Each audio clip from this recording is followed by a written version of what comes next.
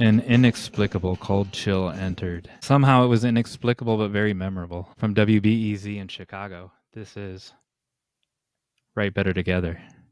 I am Jon Meyers. In our first half, hey, look, everybody, it's Emily Brooks. Hello, Jon Meyers. What are we doing? Someone was impressed by our energy whenever we start, so I was toning it down. Why would you tone it down if they were impressed by it? Like we were Muppets. You were a Muppet on that one episode. We became too predictable. I think it was Renee's. So I was toning it down. It was kind of spooky. Brought to you by the foundation of the Drip Confections Endowment. This is Write Better Together. What are we talking about today, Emily? We could start talking like those Instagram videos where they're just like, and then I went to the store, and then I was thinking about how I just really wanted some macaroni and cheese, and so I bought some milk, and I got my Velveeta, and it was on sale today. How was that? Was that a good impression? That was wonderful. That was fantastic. That's exactly what I was going for. Well, today we are going to be talking about confidence versus self-esteem. One of my favorite moments is when I said I went to the mailbox on the thing with Jack Handy. I went to the mailbox and you're like, that's not a story. That's because you had explicitly said in a previous know. episode that going to your mailbox isn't a story. I know. I love it. All right. Yep. That's our topic. What else is happening today? Well, before that, we are going to have listener responses. Oh. We're going to give you a new call to action. Oh. We're going to have Hey Jon Meyers, where I teach Jon Meyers something. And then we're going to have the final act, where we play a silly game. That sounds like quite the list. Oh yeah, it is quite the list. Amazing. Ding! But first, how did you get out of your bubble? I do have a story. This is where you go, that's not a story. I do have a story, but William Martell has a better story, but I will set up William Martell's story with my story. So, as I've mentioned, I carry a bag of food around for the homeless people that are on the corners. People complain online that the homeless people aren't appreciative enough of their stuff when they give them something. I see this online complaint a lot. And as we established in a previous episode, I regularly give them a bag of food, and I hate to say them and like it's us and them. I hate the other people, but I regularly give homeless people on the corner a bag of food. That's just what we take for granted. So now I'm othering again, we and us. I've never had an unappreciative person ever. And it's not that exciting. Like sometimes I'll make fresh sandwiches because if I know I'm like the bag's getting full, so I know I have to get rid of the bag, I'll make some fresh sandwiches or whatever. And then, or I'll put, like in the episode where Emily didn't win 5 RB sandwiches, I'm sure a homeless dude got some of those. And like made me think that has nothing to do with the homeless community. It has to do with the person that's online complaining they weren't appreciated. And yeah, and they probably feel unappreciated at the grocery store, and they probably feel unappreciated at wherever they go in their family or by their parents. And so then, like at first, I was outraged that they that they were painting all homeless people with this unappreciative brush, and which it wasn't true. But then I felt compassion for the complainers because something made them that way. And so then I had a moment where I shifted in the middle of the thing. And it's like people that get burned by a church and then so they don't go back because the church is full of hypocrites. Well, Kroger's full of hypocrites and you still go there. Like it's not like there's something that happened, and I don't know. I just wish I could fix it for everyone. Yeah. Well, go ahead and tell your out of the bubble story, and then I'll get back to Williams. We'll cap it with Williams. So I got out of my bubble, but more importantly, Winny got out of her bubble. Oh, Winny, David Corbley, Patreon investor. Look who's here. Her eyes look so creepy. Creepy. Winny got Don't a listen haircut. to her. Don't Winnie listen to got a her. You're not haircut, and creepy, like Winny. me, Winnie has anxiety. So she always has anxiety when she goes to the groomer. But then the groomer always tells me that 5 minutes in, Winnie is perfectly fine. So she gets better every time. She gets braver and stronger. Can I see a close up of her coat or her sweater? Is it weighted or is it knit? I can't tell. Is it what? Weighted? Weighted. Yeah, like a weighted blanket. No, it's a so remember my fisherman's wool sweaters? Yes. Well, Winnie has a fisherman's wool sweater too. Winnie flew to Ireland and bought her own sweater. Yeah. But we have not turned on the heater yet, but today it's in the 40s, and so Winnie is bundled up under a blanket with her sweater, taking a nap during the podcast. Keeping you warm, doing her job, as you She is say. keeping me warm, which is nice because I am cold. Doing her job, as you say. But this dog has impressed me because we got her, let's see, 2021, I think. And she was 6 years old and was just the most anxious, shy dog. And she now is so happy. She's more comfortable around people. So we are proud of our little Winnie. Winnie has become a social butterfly now. Yes. Does she go up to people in the park? She honestly could not care less about other people Oh, or other dogs. she's in her own She cocoon. she this is terrible. The only dog she has ever attempted to play with was another Shih Tzu. Oh, So I think she's a bit prejudiced. I think so. We started by complimenting her, and now we've taken away. We've outed her. Speaking of cocoon, getting out of Yes. one's cocoon, William Martell, screenwriter extraordinaire, he's got a series of 19 blue books and other books too. He's a novelist. Here's a picture of him. He's been doing this forever. He knows his stuff. So he bicycles all over LA all the time. I'm gonna read his story now, and I will insert awkward pauses so that you can go, oh yeah, so you can respond if you feel like it. The great thing about cycling is that there's no cocoon. We just said cocoon. You aren't in your car insulated from the world. You are out on the street and interacting with the world. I know I've mentioned the homeless guy who hangs out in front of an upscale bar that I cycle past a couple of times a week, and we say hello to each other, and sometimes I stop to talk to him, see how he's doing, and probably mentioned a couple times when stopped at a corner waiting for the light and had conversations with homeless people who recognize me as that polite guy who always says excuse me when I pass them. Actually, I say pardon me because it translates easier. And dogs who bark at me when I pass the houses, they're just protecting their owners, and so I always say good dog when they bark at me. You notice people and things when you are out of the cocoon. When you're out of your Yeah. bubble, you notice things.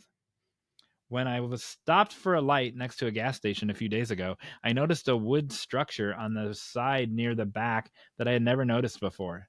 Under the power lines, next to a power pole, with an old metal caution high voltage warning sign on the front of the box.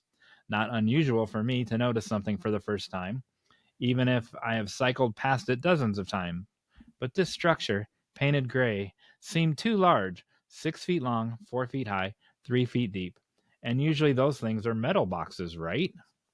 Right, Emily? Yeah. The light changed. I rode to the coffee shop, struggled to get some pages written, then rode home, and was stopped at the same light, but on the other side of the street, and diagonally across the street at the closed gas station, light was coming from inside that wood structure. An electrical fire? Do I need to call the fire department? It's a gas station. I've seen the birds. I know what could happen.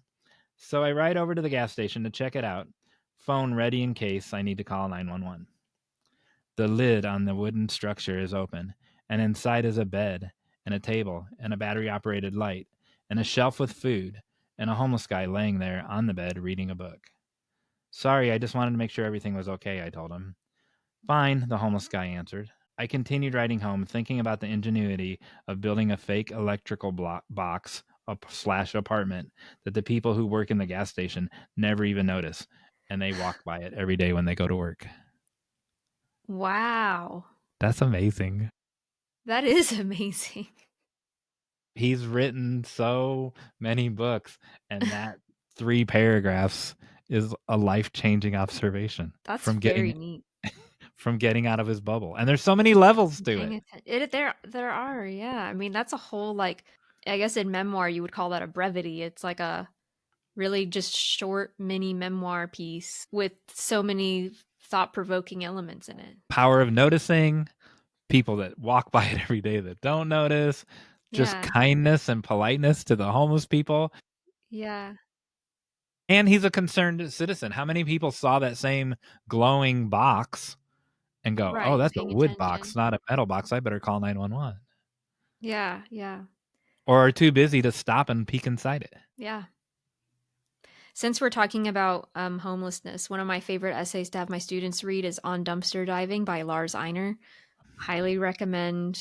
It's not just about dumpster diving, it is about consumption, which we talk about a lot on this podcast. Yes. Overconsumption and sentimentality and all kinds of things. So it's great. And you can find it online for free. Awesome.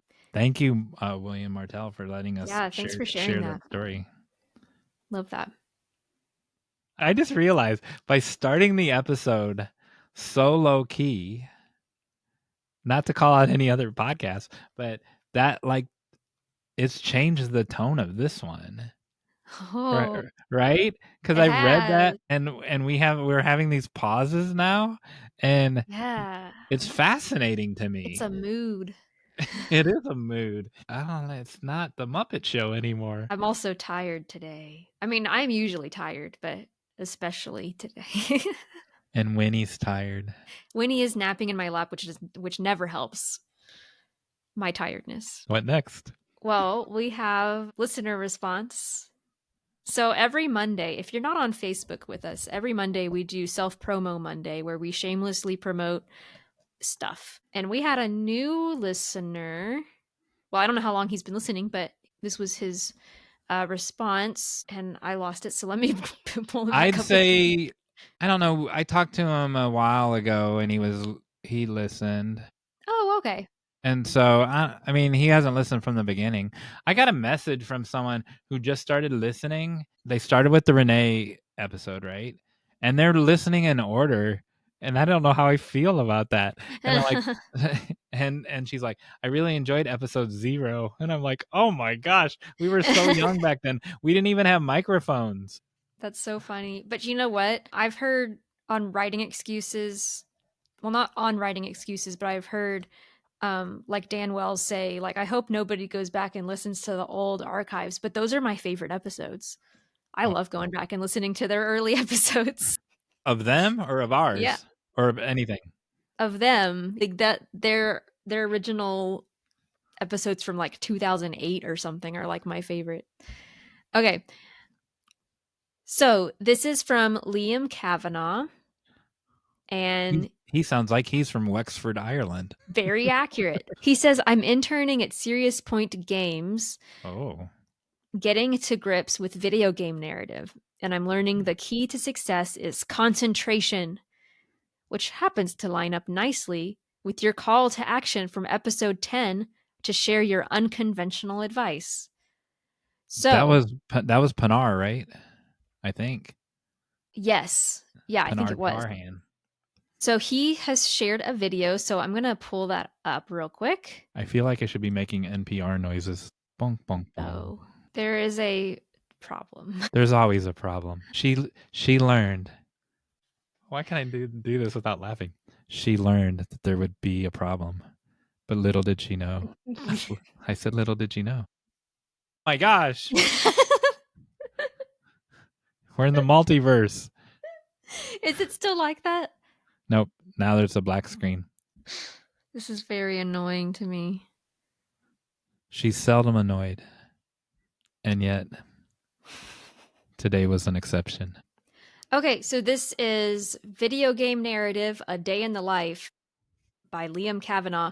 And listeners, there are no words in this video, but there's text. And so I'm going to read the text that he has written, And what you're going to see is him trying to write something. Just pull over in your car, pull off to the side of the road safely, and watch it on the YouTube. Here we go. Or on the Spotify. Or on the Spotify. All right. There's a man sitting on the couch typing. Yeah. I like to make a good start. And now for the words to flow.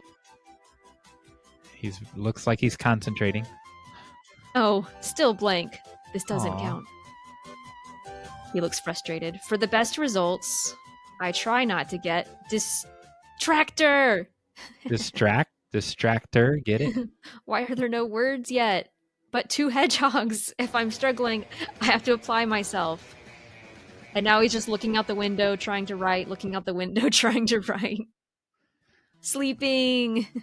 Sleeping like Winny. Having murder dreams, it says. Oh no. Yeah. That's me. That's the most relatable thing, is me just falling asleep when I'm trying to write. And having murder dreams? Not murder dreams. And once I've confirmed that dreams aren't real, I get cracking. Today's assignment: ways to murder Mr. Bordeaux. And then there he has are a many huge ways. list. I'm sure this isn't an indication of anything. Zooms in on electrocution. The end. There was a This little was meant to be a shark. Yeah, there was a little comment at the bottom where it said killed by a shark, and there was a hedgehog next to it. He said this is supposed to be a shark. So he does eventually get some things written down, but it takes some time for him to not to get distracted and to wake up, and this is very relatable to me. Yeah, and it shows writers doing a lot of research too. There was more research than there was writing. Yes. And I have definitely, when I was first starting off, my your camera just changed.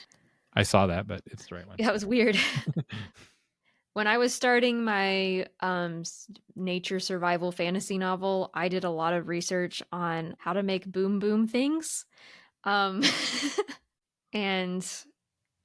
my Google searches were very interesting. So thankfully, I did not get arrested. I have no idea what you just said. That's how they say it on Instagram when they don't want to say words that are going to trigger stuff. They just use other words. So boom boom devices. Got it. Now I understood. Yeah, I know about that. So, all right, cool. Thanks, Liam. Thank you. I didn't know they had tractors in Ireland. Of course. I just thought they had sheep and sweaters. Like, what do you need a tractor for sheep for? For whatever you feed the sheep, I guess. I don't think everybody has a sheep. I'm impressed that he has tractors outside his window. What next? Oh, man. It's time for our interview. It's time for our interview with. Yeah, with ourselves. I hope they have more energy than that NPR guy that was on at the beginning.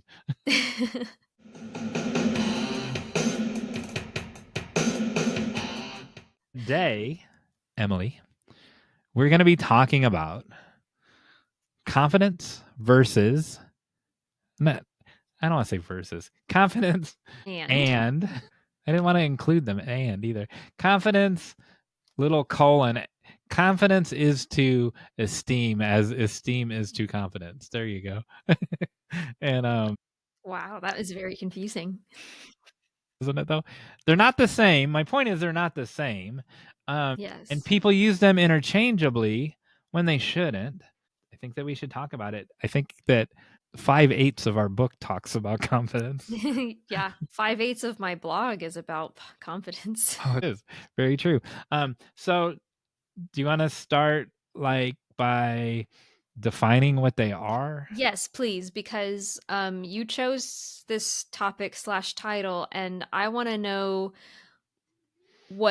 how you are defining these, because I have lots of things to say on confidence and self-esteem, but I want to make sure I understand the definitions that we are and how you are saying that they are different and distinct. I have 3 points that I want to cover, and really point number 2 is kind of mushy, and it's it's really a discussion of these of the definition, but I will define it up front.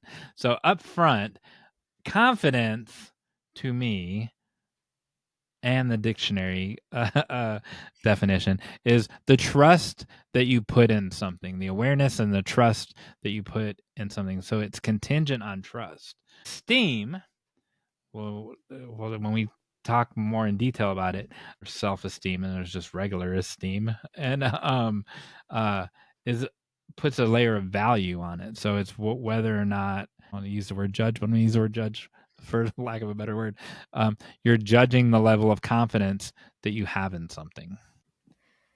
There's a pride element to it. Is that accurate? Can be. When we get to that section, though, there's four kinds of esteem. Well, let's just talk about them. There's low self-esteem. There's high self-esteem. There's worthiness esteem, and then there's competence esteem. And so those are the official four types. And so I guess we have to have those out there to have this discussion. Anything you want to say before I tell the point one? Well, I think you should define those. Oh, you do you? Okay, you stumped me. So the titles don't define them?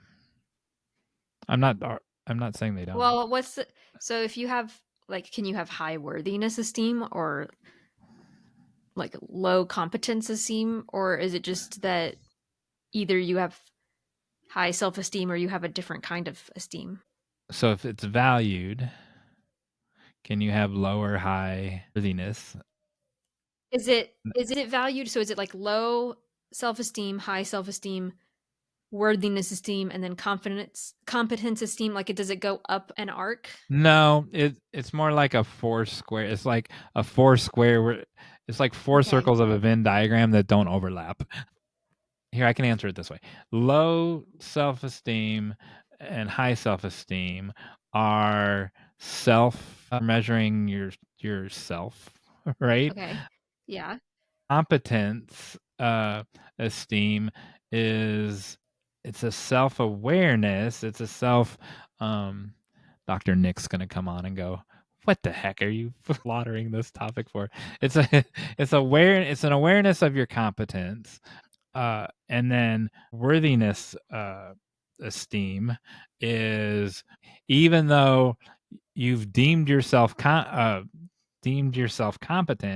whether you're worthy of, like, was it a gift and I didn't earn it, or did I work really hard to earn that competence? And that figures in to your self-esteem. Yeah, I'm really good I'm really good at drawing, right? At my cartoons that I do. Okay, like I'm not impressed by that because it just comes out of my hand that way. Like I can't draw a motorcycle so it looks like a picture of a motorcycle where other people can do that. I can draw a cartoon motorcycle. Came out of me that way when I was 5 years old, and it's gotten better over the years, but I don't like great, but it's a God-given talent. I didn't earn it or anything. Interesting. Yeah, it just comes out of me that way. And there's singers like that, right? There's musicians that are that way. Well, I was going to say Andrew Bird is like one of the best whistlers ever. And he's like, people are more impressed by my whistling than my like skills with instruments. And the instruments were much more difficult. The whistling comes naturally. Yeah, so exactly. So that's a good way to illustrate the worthiness. So I'm going to go to the first point Okay. because I'm ready. really that's part of the second point, but don't rearrange it or anything. I like that the Okay. conversation is flowing organically. So about 10 years ago, I was on a date with Claire. Claire was at the time 38 years old. She had been an American for 19 years, and she was a Brit. She was born and raised a Brit for her first 19 years. And in fact, on the first date, she had been like it was at that moment she had now been on American soil longer. It was like she had been there here 1 month longer than she had been in the UK, and so 100% American, except she was only half American because she was British for the first half. She still said garage. Her car was in the garage. No, you've been here longer than you were there. You don't need to call it it's a garage in America. So she said something that changed my life. So this is just like when Gary Busey changed my life in our book. Write Better Together. giving yourself permission to write no matter what. Gary Busey changed my life. Well, Claire changed my life in the conversation about confident, because I'm a confident person, and she was pointing out her observations of how confidence and self-esteem are different between Brits and Americans. And I'm like, well, now you're an American. And she said, the problem with you Americans is you value high self-esteem as much as you diss low self-esteem. And that I'm raising my daughters, she said, to be esteemless, like to be neutral esteem. She gave Oprah as an example of someone with high self-esteem, and that can lead to megalomania and cockiness. And I'm not saying that Oprah has those, but she gave that an example as the ultimate thing that people strive for, to be like Oprah. But you can go one step further, and now you're just like this unsufferable cocky jerk. And who can never be wrong. yeah, and she's like, that's just as bad as having low self-esteem. And then she said, this would change my life. She's like, which did Jesus have, low self-esteem or high self-esteem? Good question. That is a good question. Not he was esteemless. That never even enters the conversation. Yeah. For him, or when we talk about him. Yeah. And just knew who he was. Yeah. So that made me value, because esteem is how much you value your confidence. That made me value who I am and what I do differently. Interesting. Yeah, this is pretty deep. So, in what ways do you find that affecting you? So you talk about humbleness a lot. But I think that humbleness is this layer, like humbleness is a conscious layer that you're putting, like a self. That's how I view it. People might view it differently. You might view it differently. That, oh no, I'm getting a little too big for my britches. I better apply a layer of humbleness, right? And so it's like putting a wallpaper over the thing, a necessary social wallpaper, and so that you're not a know-it-all jerk. But I think humbleness and whatever the opposite of humbleness is, they're layers. From when I said extrinsic and intrinsic, outer layers on what of just who you are. Like I think the key is being comfortable with who you are, just like with the draw, like it's just who you are. I can draw cartoons, like, and so my level of confidence in my abilities, that's my worthiness. I mean, that's my competence. I'm just I'm good at this. I know I'm not going to. I only do things I'm good at, by the way. I might be a little bit good at it, and so then I'll do things and get better at it. And but I am not gonna go play a baseball game today. I'm just not, because I'm not Yeah, good at it. right. So why Right. would I? All right. I'm an okay driver, but I'm not gonna race car driver. I'm not gonna go race a car today, because why? Like what? Like, first of all, I don't care about it. So why? Like, so why would I do something that I, like, for what? Well, it's like, because there are some people who'd be like, of course you can. You can do anything you set your mind to. Yes. But that's not always true. Sorry. Yeah, five. This turned into ESPN again. Guy that's 5'1" isn't going to play in the NBA no matter how hard he tries. Yeah. However, a 6-foot woman can someday play in the NBA. And so I would use that encouragement for her, right? But your height is kind of the determinant on that, Yeah, and your I don't know skills. anything about that, but I do know that I feel like they should have short people basketball. You just have to lower the nets. I don't know that. Yeah, maybe they do. I don't know. I mean, I know they don't in the NBA. They don't lower the nets, but I mean, maybe there is a league for people under 5 feet. Maybe. Oh. There you go. Well, so Okay, so thinking about writing and this topic, I think there's an attitude that and networking, or we don't like the word networking, but what's I another word for it? banished that word. Yeah. Connecting with people. Connecting with people, going to conferences. There's this attitude of, well, you just have to be confident or even fake confidence, like just go in believing that you are the best, and then other people will believe you are the best, and don't let anybody critique you.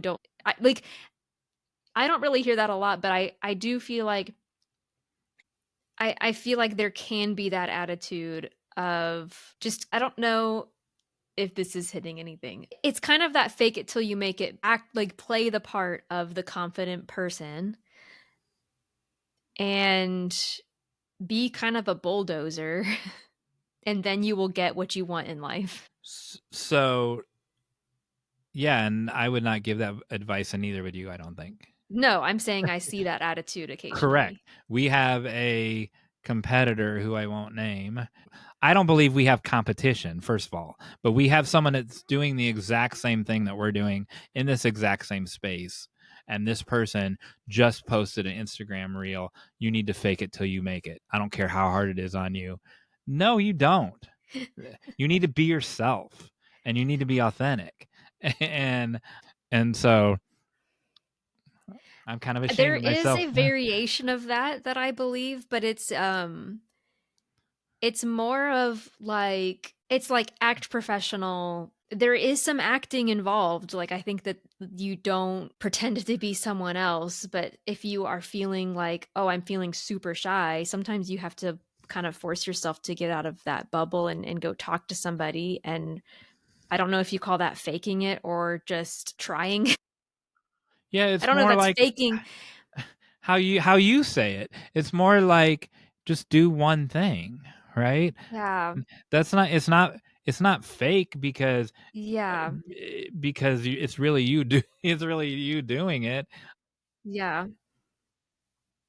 I decided, well, no, when I was thinking about do I want to be a teacher, it never occurred to me until Kat Candler is like, you can be a screenwriter and a teacher. And so I went to my mentor and I'm like, do you think I could be a teacher? Like, it never crossed my mind. I didn't have an opinion, uh, self-esteem low or high. I was like, you think I could do this? And he goes, it's just acting. That was his first sentence that he said to me. And I'm like, oh, well, I can do that then. I don't know that I don't. I mean, but that was his truth, right? For him, it Yeah. was. He's Yeah. very. This guy is very quiet and shy, but you wouldn't know that when he's in front of an entire auditorium. Yeah, exactly. It's performing for sure. And I think that sometimes when you go to conferences and stuff, it is a little bit of a performance, but it's a performance of who you already are or who you want to be, not some fake persona that you feel like you should be. For me, it's a magnification of That's a of great who way I to put am. it, is a magnification. Yeah. And Um, I especially with, if you're struggling with anxiety or insecurity or things like that, that's when it's, you may just have to push yourself a little harder to do those things. yeah. So I'm. There's something scraping at my spirit when I said our competitor. I I just I don't think that we're competitive, and I don't think No, I'm I agree. competitive, and so I just didn't know how to else to explain it. I just encourage someone who wants to get into this space. I'm like, come on, we warmed up the pool for you. Jump on in, and I meant that, and Yeah. so because I think this person will be good at it. The other person that I'm referring to, that's bad advice. So, what was, okay? I'm having a lot of thoughts on this, and I don't want to run over any of your points. So, did you want to did you want to share another point? So sure. So point two is the mushy one. I don't want to keep going back to this guy's bad advice, but it seems like there's this inner confidence. Like even if you have low self-esteem, you need to adjust the confidence level in your, like if I said I'm a terrible cartoonist, that would just be wrong. Like Right. there's some trauma there that says you don't recognize that you can do this, and 400,000 million bazillion people tell you, "Oh, I love that cartoon." Mhm. Um, I didn't know this was a cartooning podcast instead of a writing podcast. So it's just, and so there's an inner acknowledgement of my competence, and that's different than the outward expression of that of that confidence. There's two different layers, and I'm gonna steal this from my pastor. I'm gonna use this chair that I'm sitting in as an example. See this chair right here. You're driving in your car. I just showed the chair that I'm sitting in. We never think twice before we sit down in a chair. Mm. We know it's going to hold us. Mhm. When I plopped down in this chair to do the podcast today, I didn't go, "Oh, this chair might not hold me," or like I didn't. It is what it is. It's a chair. It was Yeah. constructed to hold a person. We go into an auditorium, we sit in a chair, we never think twice about the chair. Go into a classroom, we never think twice Yeah. about the chair. There's a level of assuredness that this chair is going to do its job. It's going to do what it was constructed to do. We don't ever, half the time, we don't know I don't know who made this chair. Do you know who made the chair that you're sitting in? Even if you know the company, do you know the workers that put it together? Right. Nope.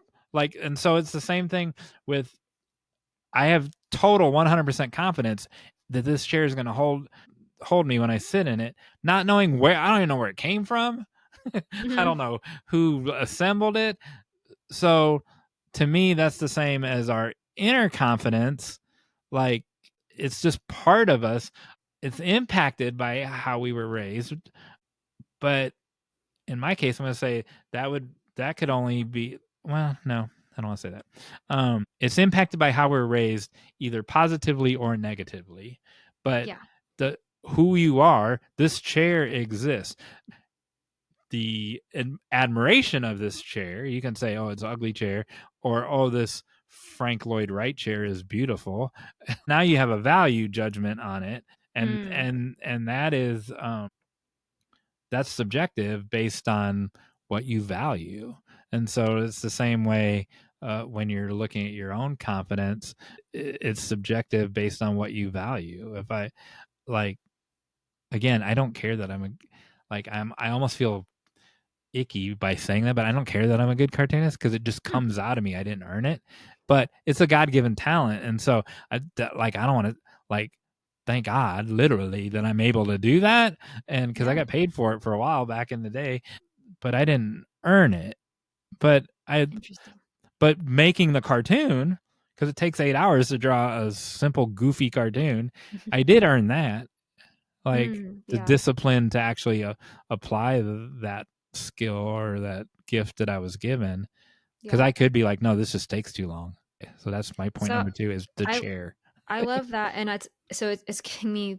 I'm glad I asked for the point first because this is kind of what I wanted to talk about. Is in my writing classes, what I tell my students is confidence in writing or any skill grows when you have more experience with that skill. So the things that I've been doing my whole life that I'm either naturally good at or practiced enough that I'm good at it, I'm confident in those things.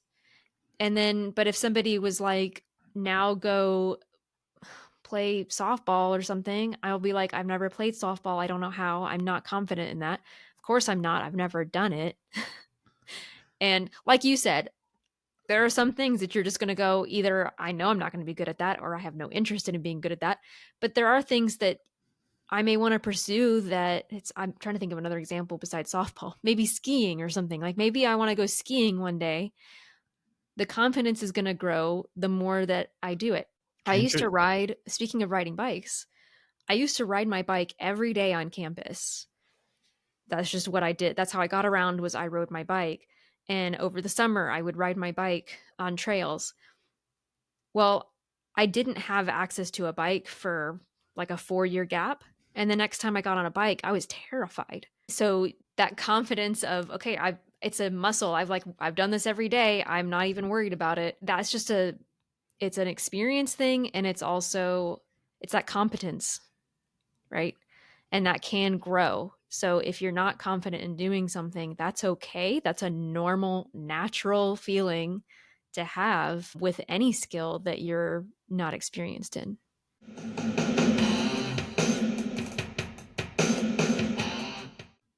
I thought of another example that's not athletic or physical, and that, like, I can't sing, so I'm not gonna go on American Idol, right? That's a bad attitude because no, because I I'm not a singer, but I can sing in the shower, I can sing in the car. William Shatner has albums, right? And so a vocal coach can take what limited skill that you have and Yeah. make something out of it. And I don't mean electronically or auto tune. I mean, they can say, here's your range, right? And here, like, some people might have a good range but are terrible with timing and with meter, right? And so might be okay with timing and meter, but they have a terrible range. And so a vocal coach can bring out enough where, like, if it was your, I don't, I, we haven't talked about this, but I don't really believe in bucket lists.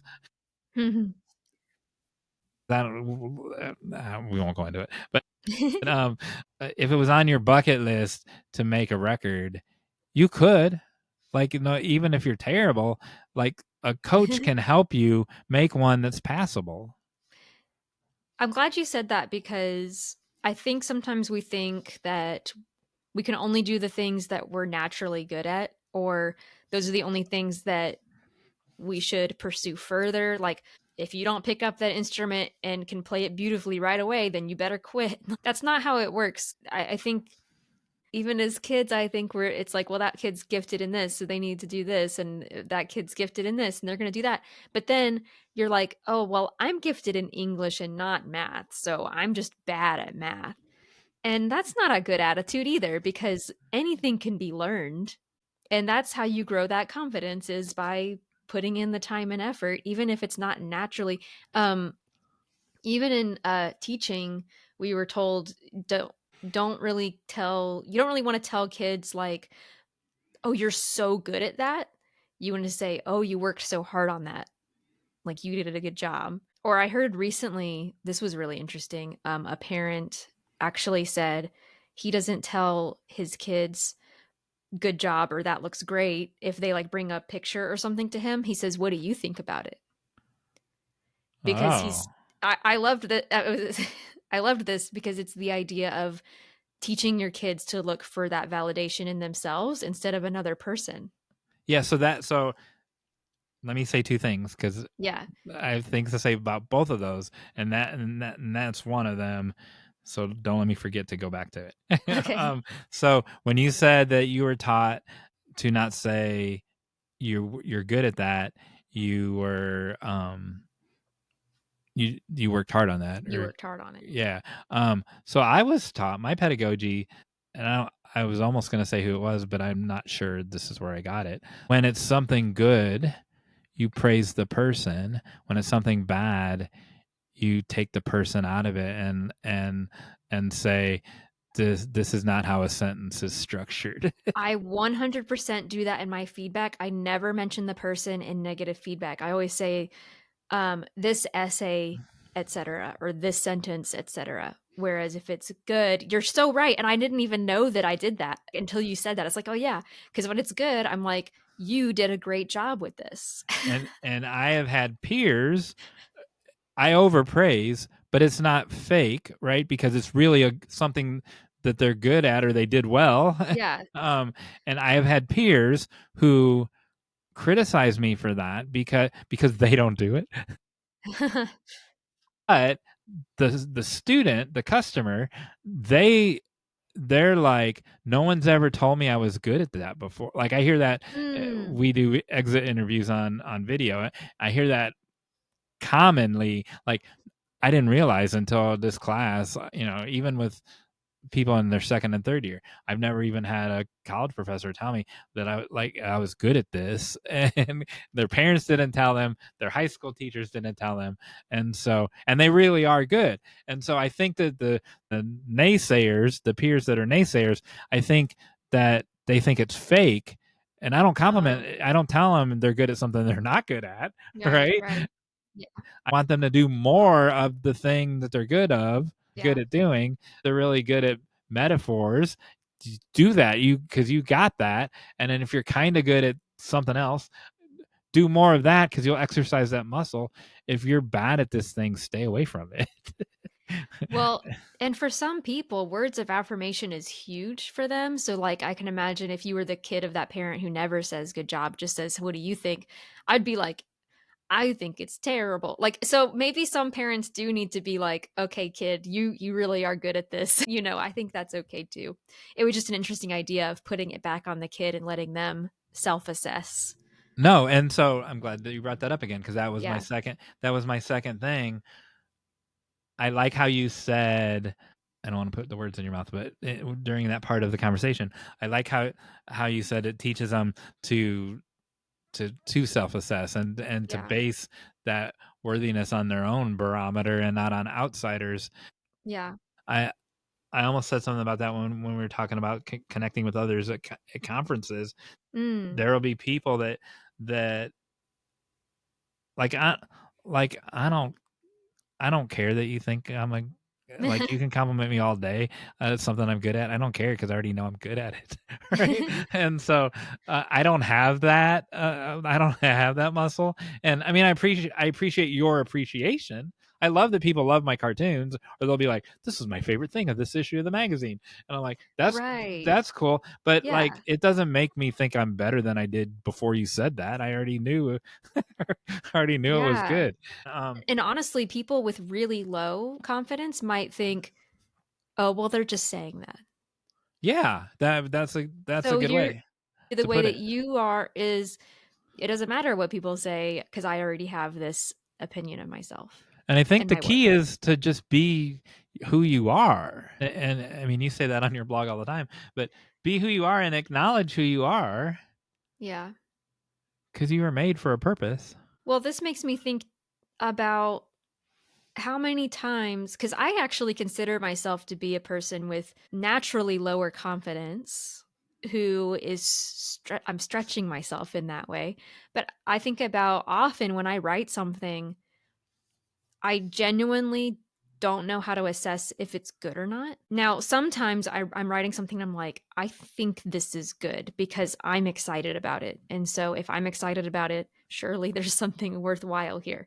But I often look for external validation. I'll send it to my parents or have my husband read it or have a friend look at it, be like, is this good? And I want to get better at looking at my work and going, that's good. And even being proud of effort even when results aren't the way that you really wanted them to turn out. Like, let's say you go to a conference and you do all the things but you don't get an agent, or only 5 people showed up to your session, or whatever the results might be that to you might seem like failure or not as successful. To be proud of the effort that you put in and go, I'm confident that I did well in those situations, or I'm confident enough to notice and recognize the mistakes that I made and be okay with it and just grow from that and not beat myself up over it. You use our book for an example, right?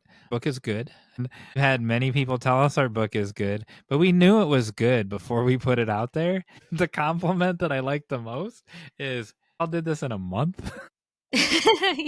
That's the one I like, and but even that, yeah, I mean, I'm exaggerating, but yeah, we did it really, really fast. And don't go, well, just imagine how good it would be if you took 4 years to do it. No, it's not. Would have never guessed that we could do it so quickly, Hmm. but I didn't think it would turn out bad. I never thought it would turn No, out. I never thought it would turn out bad, whether it took yeah, 1 month or 1 year. I didn't think it would turn out bad. And that's true. I felt the same way. Like I was very confident about the book and how it would turn out. why? Because we know what we're good at, I guess. Yeah, Because it's yeah, authentic and sometimes we you know just do. ourselves. Wasn't trying to be, and we weren't trying to be anybody that we aren't. Just like this, like people are like, you two are so comfortable on camera. I'm like, I just because we're the same. I just turn the camera on, unless I'm doing a character like I was doing that NPR guy that's more earlier. But how do you feel about when you got 6 5-star reviews? Like, does it mean the book's better than it was before we got one? Well, I appreciate them. I appreciate them too, and it's good to have that. I guess it is good to have that validation that what you believed to be true was true for other people, but no, not necessarily. Like I believed that it was good before that. So you brought up pride at the beginning, and I kind of I didn't scoff at it, but I brushed it away. And then in this last section, you said, "I'm proud of this," and it made me Ooh, wonder. Yeah, like like I didn't even when I was thinking about self-esteem and confidence, pride never even came into it. yeah, interesting. And so I wonder, there's no right or wrong. I wonder why pride didn't come into it for me. For me, and obviously everyone has permission to be different. They're their own person. I don't think like the thing I like hearing the most is you guys did this so fast, or I can't believe this is your 30th episode or whatever, and that you pulled all this together so fast. I'm just like, yeah, you could too. Like quit trying to be so perfect and just be yourself. But am I like, I don't know if pride enters into it. It's just competence. Yeah, and that might be, I'm trying to think of the word for it, like language, like picking apart the word pride. Like I think it's just natural for me to say like, oh yeah, I'm proud of that, or you should be proud of that. But I'm not. I guess I'm not thinking about it as like pride in the sense of, well, I'm so great. Yeah, I don't take it when you say it that way. I don't take it as that way. Maybe it's how we were brought up. Did your parents say they were proud of you? Yeah, And like see, mine never, like so mine maybe wouldn't. it's just a vocabulary thing that I'm used to. I probably never heard that, so I wouldn't use like I wouldn't. We feel the same way about the book, but we use different vocabulary because I'd never heard Yeah. that. As a Christian, I think we're taught that pride is bad. I was about to say that because I think with the vocabulary thing, yes, in the church, it's like, well, don't be prideful, be humble. I'm trying to think of what the alternate like word for it would be. Yeah. Um, Well, my pastor points out humble doesn't mean that you're not confident. Confident is right. you're confident in who you are and what your abilities are, and they're God given, and Yeah. you're made for a purpose. And you can have, I think confident, yeah, it's not pride, it's confidence. So C.S. Lewis says, and I can't remember the first part of the quote, the exact words he says, but basically he says that humility is thinking of yourself less rather than thinking less of yourself. So Oh, humility, that's what it is. Humility is not thinking of yourself less. No, let me start over. humility, okay, humility is not thinking less of yourself, it's thinking of yourself less. So humility isn't like, I'm awful, I'm no good, no, don't compliment me. It's genuinely that just focusing on other people. So I think of Mr. Rogers, especially if you've seen like the documentaries or movies about him, the way that he would see somebody come into the room and it would instantly be like, hey friend, how are you doing? It's so good to see you. I'm so glad you're here. Like that's humility. yeah, I agree 100%. Are you sure that quote's from C.S. Lewis and not Taylor Swift though? Yeah, I'm sure. No, so I love that you brought up Mr. Rogers in this episode. Is the ultimate, and I don't know what the right word is. I I try to be like that. He's the ultimate of it's not me, it's you in a good way, right? He puts the focus on you. And so Yeah. that's a good way to put it. Even if Johnny Carson were to compliment Mr. Rogers, he would say, I appreciate that you think that. Yeah. Valid he acknowledges you in accepting a compliment. Yeah. I love that. Yeah. I also aspire when I, Aspire, that's the right word. yeah, when I would just meet people when I was a college student. Because before you're, So in high school and college, everything kind of seems like it is about you. Like you are the center of attention with graduation and like, look at you go. And oh, here's all the stuff I'm doing. And then you reach an age where you're the one who needs to start asking questions because it was like adults ask you, where are you going to college? What are you doing? What do you want to do with your life? And then it was suddenly, this isn't about me, and I'm not talking about everybody's experience, but this was kind of my experience. Was I would encounter people who were so good at asking questions, and I would go, I want to be like that, because they just turned that conversation, and I didn't even notice it happening, but they would turn the conversation about me, and then I would be like, well, I want to get to know you. And I want to be like that person who's genuinely interested and the person that I'm sitting across from. I don't know if any of that made sense, but I think there's No, just it a did, and transition. it did, and so I'm thinking of how well you do that on when we have guests. We don't try to force this into being a craft tip show, right? You want to Mm, know what genuinely how they believe, why they believe about the way they do about something. yeah. So there, you've hit that plateau. Now what are you gonna do? Yay. I don't know. To be Goodness. proud in that, Emily. Yeah, that I think that comes out, and I think that comes out really well. I don't know that I'm very self-aware, but I don't know if I'm aware of that in me or not. I mean, I would say the same thing as a host, that you have a genuine interest in the guests and what they have to say. So, yeah. Well, when we did the master class and we were getting out of people Yeah. what drives them, Mhm. it's because I care what drives them. Yeah. And I hope with this conversation, and I think we've done this well, like what you haven't heard us say is, oh, you just need to be more confident. You need to act more confident so that you can be successful. It's not about that. I do think like I and a lot of people struggle with confidence, and I would love to see people be more confident. Um, Living, it can be living successful. You mean successful in a career? I mean, like in the Asking for way people clarification. talk about successful. Yes, the way Yeah. people will be like, you need to do this and this and this and this to be successful. So interestingly, I had a conversation with Mary Stella on her Instagram Yes. where she said, what are your writing strengths? And she said on her writing strengths, lack of self doubt. And I said, that's huge. Mine is self discipline despite self doubt. Oh, this is very appropriate to this conversation.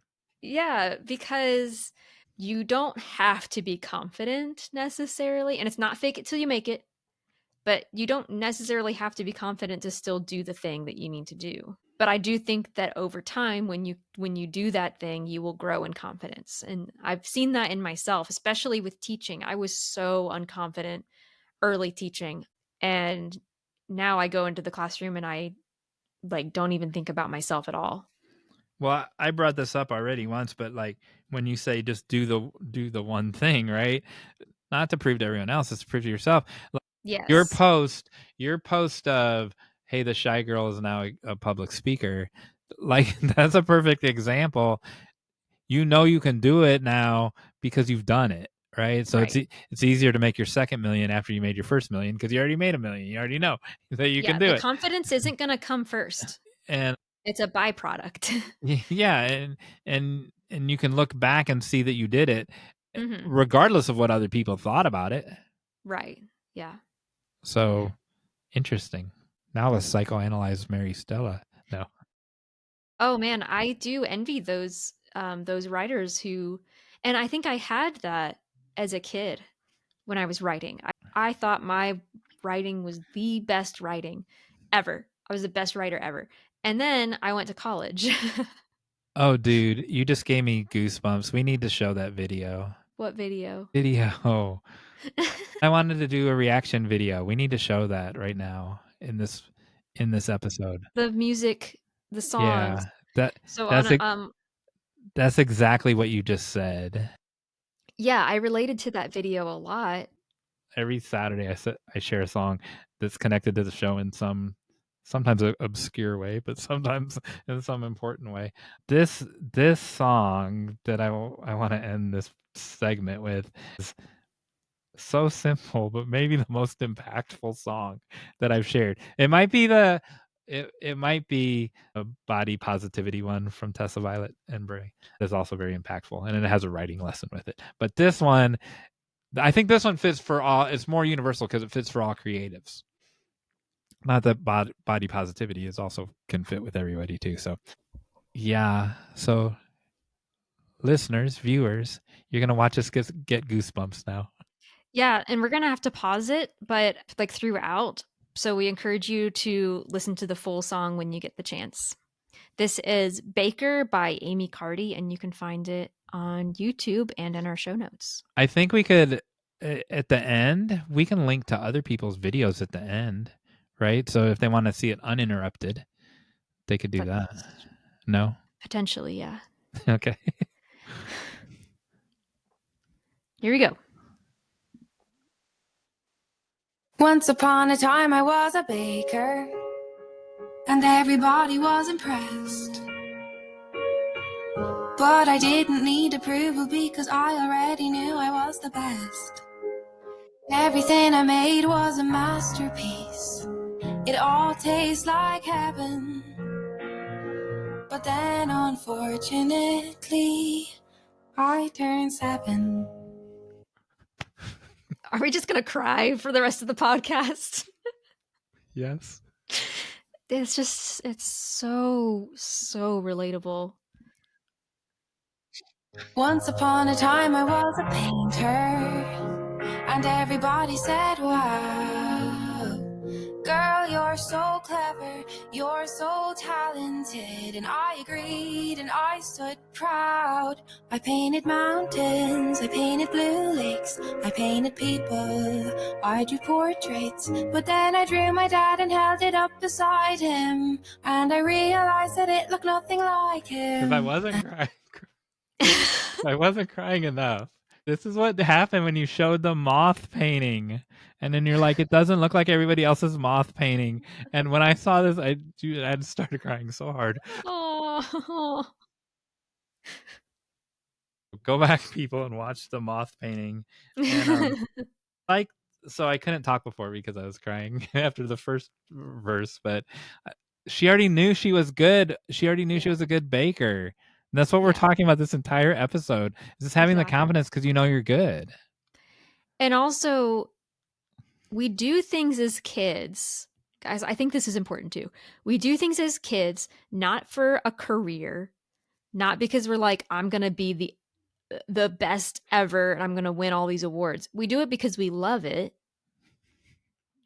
And yes, okay, when I was writing my book as a kid, I was like, this is going to be bestseller. I'm going to be the youngest best-selling author and all this stuff. But for the most part, we do things in variety. It doesn't matter if it makes sense how many hobbies we have. And then it's like when we're adults, it's like, okay, you got to choose one thing.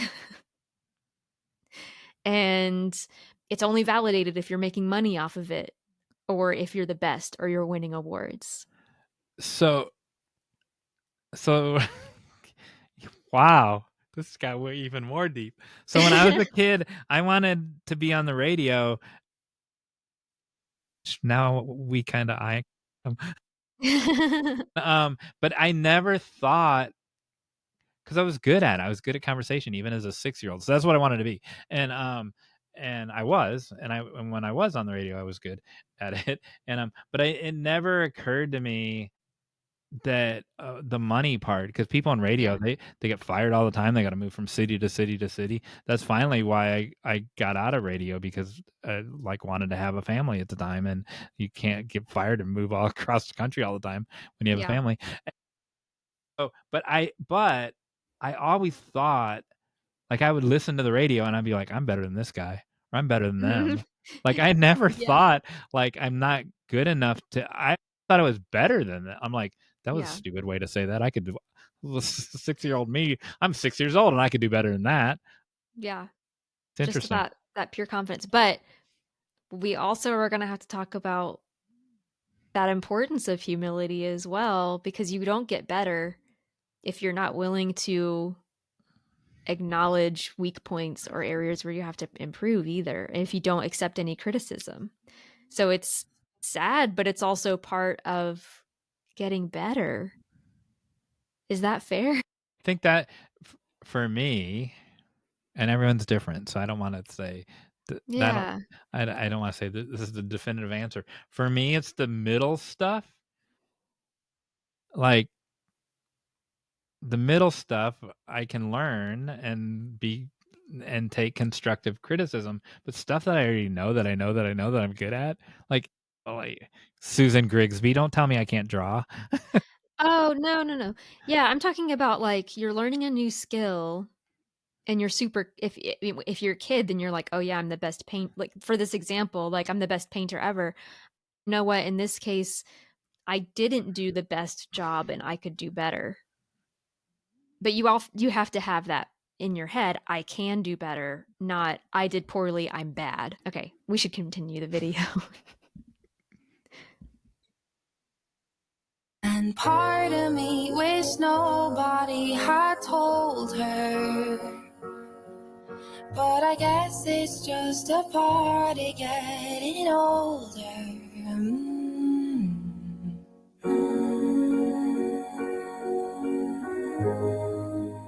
Once upon a time I was a runner. I was the fastest in the town. And they don't say nobody will outrun her, 'cause she's the fastest girl around. Once upon a time I was a dancer. It took no effort. I was a scientist, I was an expert. I was a genius and I thought nothing of it, until they told me that I wasn't. What other show purposely does things so that they can cry in front of their audience? I hope you 60 people that are watching this, I hope you appreciate what we're going through for you. I need And part of me wish nobody had told her. But I guess it's just a part of getting older. When you learn you're supposed to color perfectly Susan inside of the line. Susan Grigsby told me I could never amount to anything because I couldn't color in the lines. Oh, Susan. 5-year-old. Times before you even have the right to think or say or show you're any good at all. They'll tell you that there's only one right way, one paved path, or you'll make a fool of yourself and everyone will laugh. They'll make you feel like everybody's waiting there to watch you as you fall. They sigh, they tell me I'm a dreamer, they say someone's gotta wake her. But I'll just smile, I'll say once upon a time I was a baker.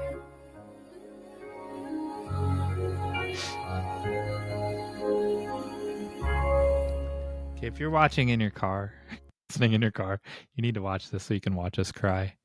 Yeah. Oh, I started like I was masking my tears with the laughing and stuff. Yeah.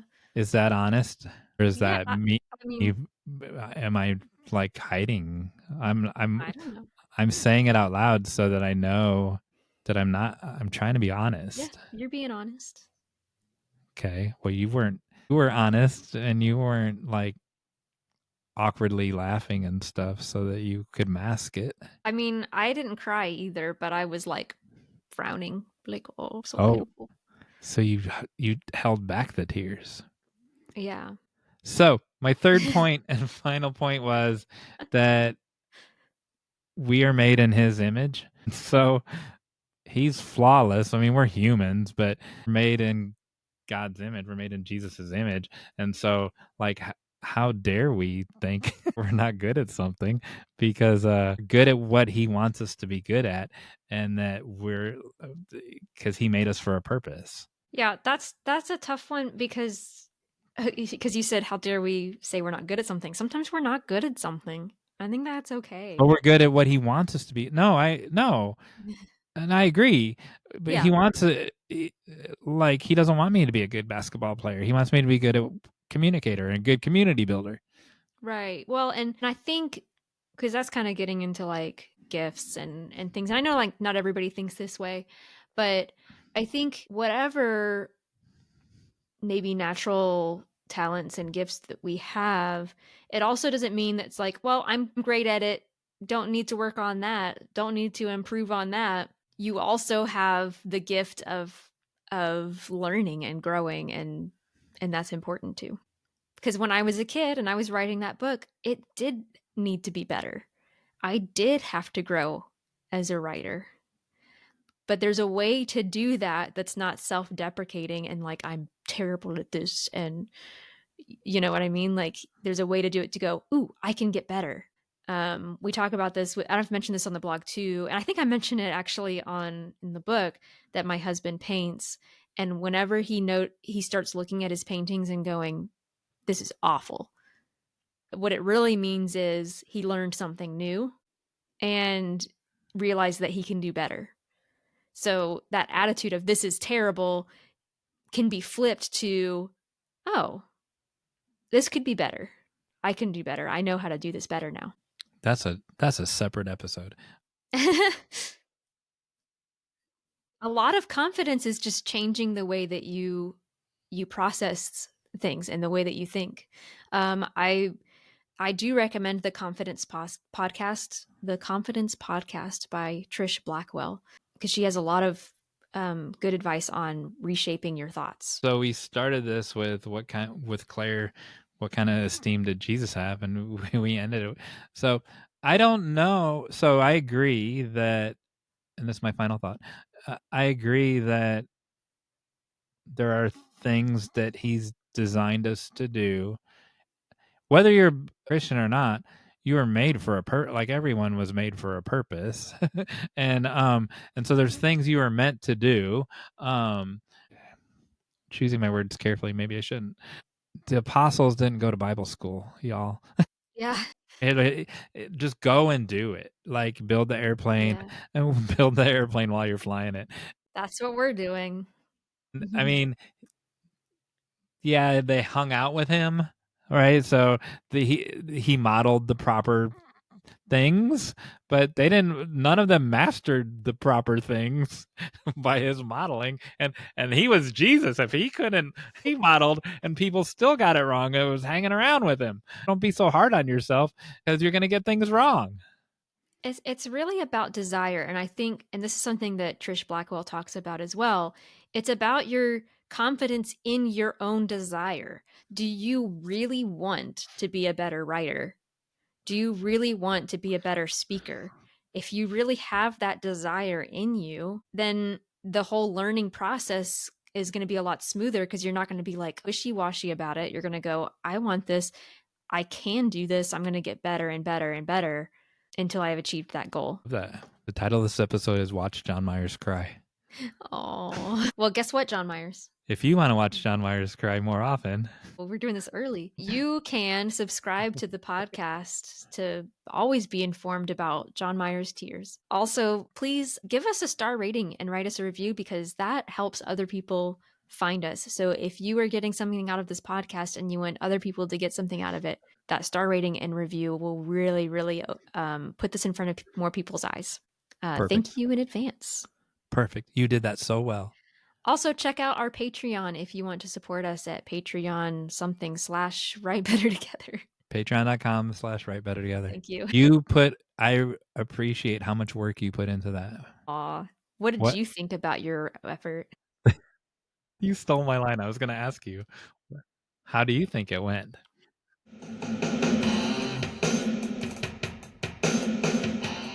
Hey, Jon Meyers. Yes. Did you know that many authors have also been inventors? Oh, I like invention talk. A lot of authors, we've talked about kind of how you can have a variety of interests in things, right? Yes. So a lot of authors have that creativity in them, and especially science fiction authors who either inspire or actually invented things themselves. So I'm just going to give a few examples, but because this is Hey Jon Meyers, do you know of any? I'm thinking of that. I'm looking at the bookshelf. What did this person invent? What did this person invent? And I'm sure there's more than the ones that I'm going to share, but these were just the ones that I found. I feel like I know. Like I was surprised, like some writers that we might know, like, oh, you have a patent for this crazy thing. Tell us. So you're stumping me. I can't think of one. If your things trigger something in mine, then I'll say, oh yeah, that guy does this thing. Okay. So the first one I have is Mark Twain, which no surprise there. I feel like Mark Twain seems like the kind of person who would invent things, if only out of pure stubbornness. I'm gonna guess he invented rope. Oh my goodness, they didn't use rope until the 1800s. But I mean, I guess it's kind of a close guess because what he did was he was so frustrated by suspenders. That is rope. That he created a type of elastic strap that is adjustable and detachable for vests, pantaloons, or other garments requiring straps, as will be hereinafter more fully set forth, he writes. So pantaloons. I know, I love it. But here's the thing. It didn't really go over very well for what he expected, but it was the basis for modern day bra straps. Oh my goodness. I thought you were going to say it was the basis for Jethro's rope belt, but nope. And not straps, but the actual clasp in the back, because they're all stretchy, they're adjustable, and they detach. So there you go. He invented the bra strap. Who knew? So did he live long enough to see his invention used in a bra strap? It doesn't say. It just says the clever invention only caught on for one snug garment, the bra. But it didn't really say like when that happened, or so more information needed, more research needed. Wow. 2 days ago was International No Bra Day. We should have recorded this 2 days ago. No, but today, hopefully people are wearing bras and can appreciate the bra strap. So he didn't invent the elastic. No, it was already, elastic was there, but the way that it had the clasps, the adjustable clasps, it's like that. I'm showing the viewers at home elastic from the Mary Stella Davis bracelet. All right. So he also invented, but this one didn't go over very well. He did make $50,000 off of it, which is pretty good.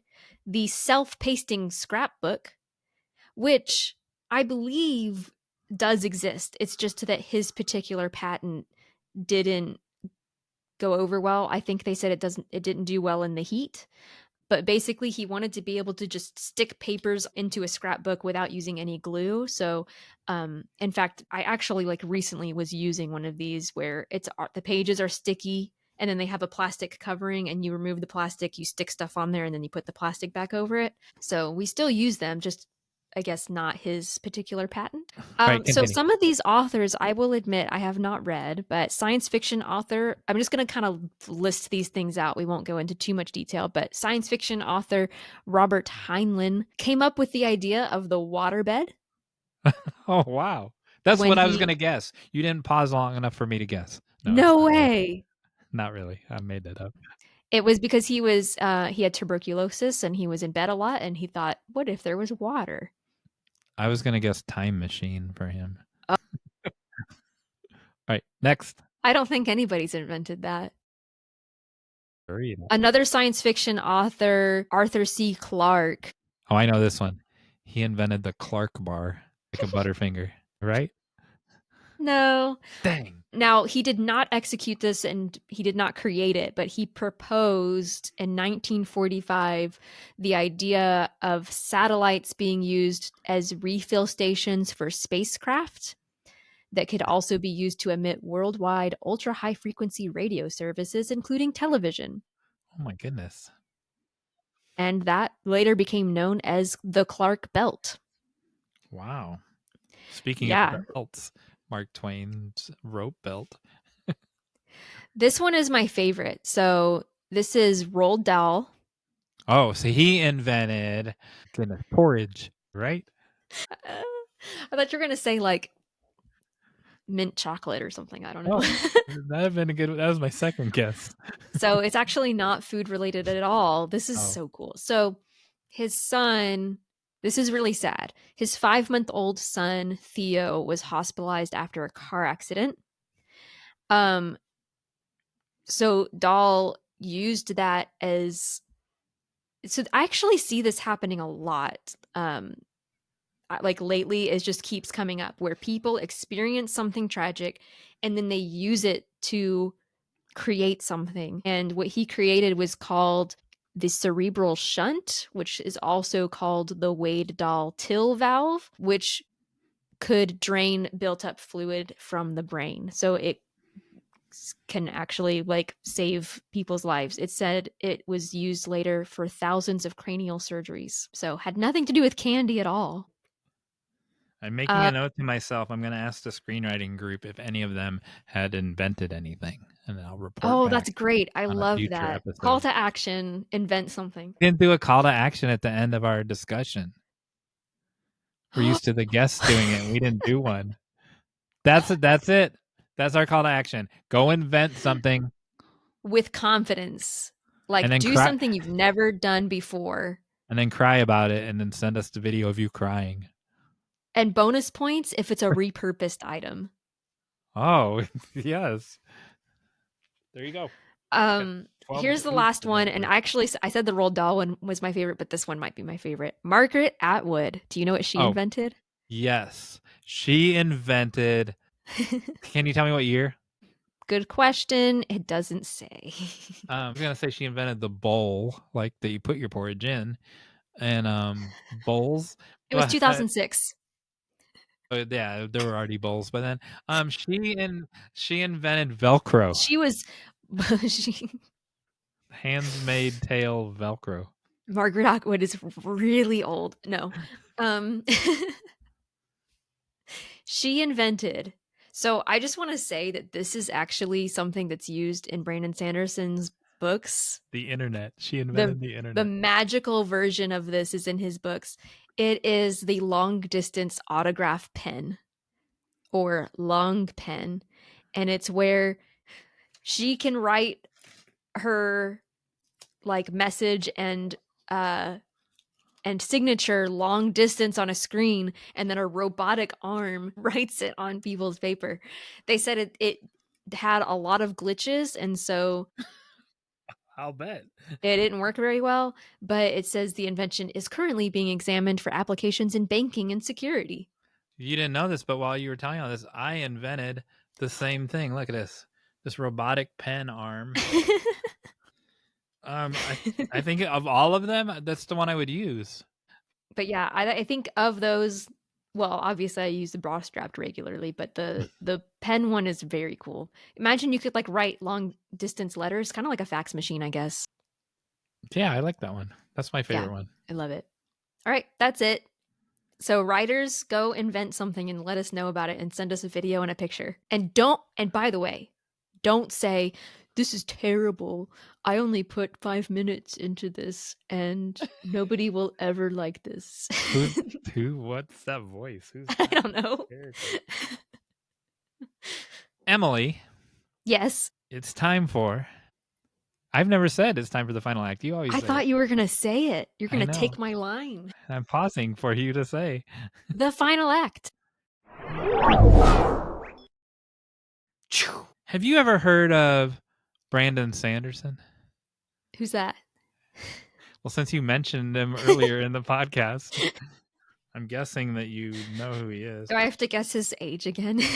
No, but so in a previous episode, before I show you what you're playing for, in a previous episode, you guessed his birth date. I'm going to ask you. I'm going to ask you now. Do you know what town he was born in? Oh my goodness. That's not the game, but but you can't Google either. I want to. Okay, this is going to be a weird answer. Yes. But was it Nebraska?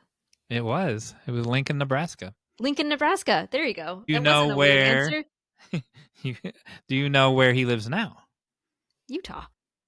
Correct. American Falls, Utah. So the game you will be playing is this Lincoln, Nebraska, or is this American Falls, Utah? No Oh my Googling. goodness. You will be playing for, viewers at home can't see this really cool octopus glass. That's Cthulhu. Okay. Um, uh, Oh, it's an um, octopus. and then I was gonna look up before we started. Did you know different glasses have different, like this kind of glass is a this, and this kind of glass, like every glass has a name. Oh, I guess that makes sense. They're all like different sizes and stuff. Yeah, like people drink that Moscow Mule. I don't Oh drink, yeah. so that that actual glass, that container, is it's named for the container, right? Oh yeah. So Okay. this shaped glass has a name, and I forgot to look it up. So I will put that in. I'll put Cool the fact. I'll put it on the screen, Okay. and because I wanted to teach people to name their glasses. All right, so and so Oh you boy. there are 3 pairs of pictures, Okay. and all you have to do is say, this one is Lincoln, Nebraska. This one is American Falls, Utah. It's that simple. Okay. Then there's a bonus one. You got to get 2 out of 3 to win the glass. There's a bonus one. They're all easy. The bonus one is hard. So, Okay. all right. So I have I to. want to point out I've never been to either state, and Okay. nor have I looked up pictures of them. And the first pair of pictures, one of these is downtown Lincoln, Nebraska. The other one is downtown American Falls, Utah. I can't see them very well, but like if there are any clues in there, I'm gonna miss them. I purposely picked ones with no clues. Okay, The cool. first one. I just instinctively will say that the one on the right is Nebraska, the one on the left is Utah. Wrong. Oh, This one is Lincoln, Nebraska. This one is American Falls. ah, Next picture. my goodness. Who's that a statue of? That is There's that is a statue of Emmett Budd Wright. Emmett Budd Wright. And you mentioned skis earlier, just like you mentioned Brandon Sanderson earlier. He hand carved those skis that he's holding. what? Okay, and the left is just like a bunch of buildings and a And weird circle spiral thing. that's the tower. The tower of something. This is gonna just show how little I know about these places. I didn't know this until last night. Oh, okay, that makes me feel better. I'm gonna say the tower is. I'm gonna say it's in Nebraska, and the one on the right is in Utah. Ding, ding, ding. You're right. Purposely had to pick pictures that didn't show all the mountains because that would clearly give it away as well. But Thanks. thought for sure that you would know once I confessed about the skis, that was Utah because there's mountains in Utah. So I guess, what was yeah. his job, Emmett Budd Wright? What would you guess his job was in the Um, 1920s? a rescue skier. Close. He didn't rescue people. He rescued telephone wires. And so he Oh, hand carved those skis, 10 foot long, and he zigzagged between the mountains when telephone wires would get knocked down from the storm. He was a lineman. cool. There you go. And then that's the Tower of Lincoln, Nebraska. Well, I figured it was that because Lincoln is a city, and I don't know if the place in Utah is a big city. That's my assumption anyway. Next picture, it's the city hall, the former city hall of each of them, with the current Miss Lincoln, Nebraska, and the current Miss American Falls, Utah. And so you have to guess which one is which. This is pure luck at this point. Like, Here we go. I'm going to say that the left is Utah. No. Nope. The one on the left is Nebraska. The one on the right is Utah. This one is Nebraska, you're saying? Yes. And this one is Utah? Yes. You are correct. Ding, ding, ding.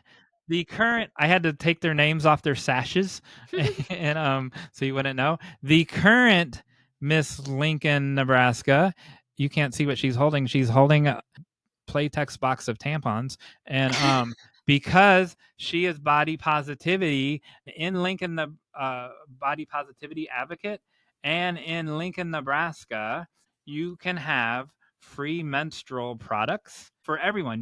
There's no qualifications. It's a reason to move there if you want to move there for that. And it doesn't come out of your tax dollars. They've gotten them to sponsor. She sponsors, or she's the face of their nonprofit. And the reason that you could have guessed that is because they actually have a thing called the Tower of Tampons, and there was a tower in the previous picture. So there you go. All right, you won 2 out of 3. I'll give you the bonus one just for the fun of it, because this episode isn't long enough. You won. That's good. Yay!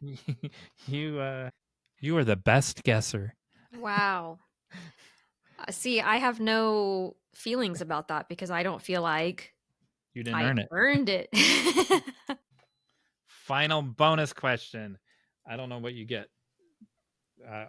You can get this invention.